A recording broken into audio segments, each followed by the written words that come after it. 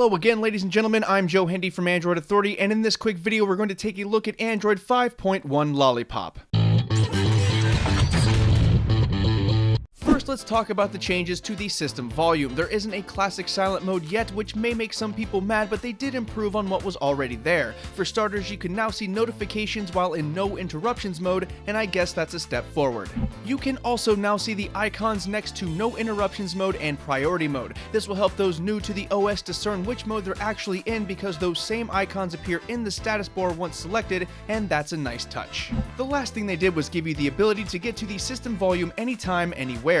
All you need to do is tap the little bell icon on the right side and it will pop up the system volume menu so you can make changes. It's a little thing, but it's actually quite a useful feature. While we're on the topic of notifications, they also tweaked the heads-up notifications. Before, you used to swipe up on them and it would dismiss them entirely, even from the notification dropdown. Now you can swipe up and hide the notification, but it is still in the notification dropdown, so you can get to it later. In the quick settings, you'll see a couple of changes. You can now connect to Wi-Fi and Bluetooth devices straight from the quick settings without entering the actual settings menu. Just tap on the little down arrow and you will see a list of available things to connect to. It's a nifty little feature for those who connect to things frequently. A few elements in the OS also managed to get some fun little animations. Here you can see the landscape portrait toggle get a new animation, and in the clock application all 4 icons along the top are animated as well. They're little things, but it's still appreciated. While we're on the topic, the no SIM card icon also got a redesign, and you can see that right here. Another application that got a bit of polish is the Contacts app. The gross color overlays are now gone and you'll have unfettered view of your contact pictures.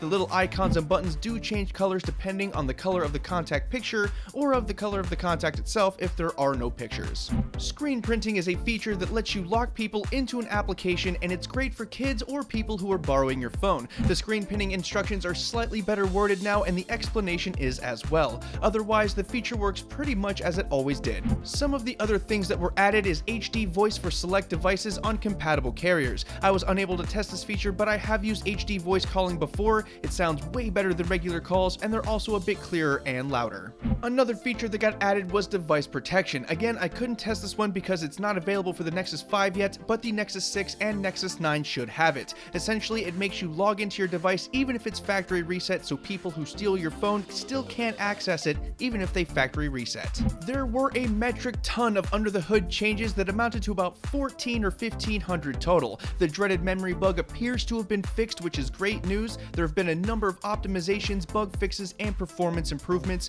New Player has officially taken the place of Awesome Player as the default media player. We'll see how that all works out as time goes. The Lollipop experience overall appears to be much smoother than it was previously, and putting stress on a newly formatted system didn't seem to affect it all that much. Of course, your mileage may vary, and I didn't test this super thoroughly, but it seems to handle literally all of the pre-installed applications being open and switching between them without too much of an issue. Overall, it's a very positive update, although I wish they'd just given us legit silent mode.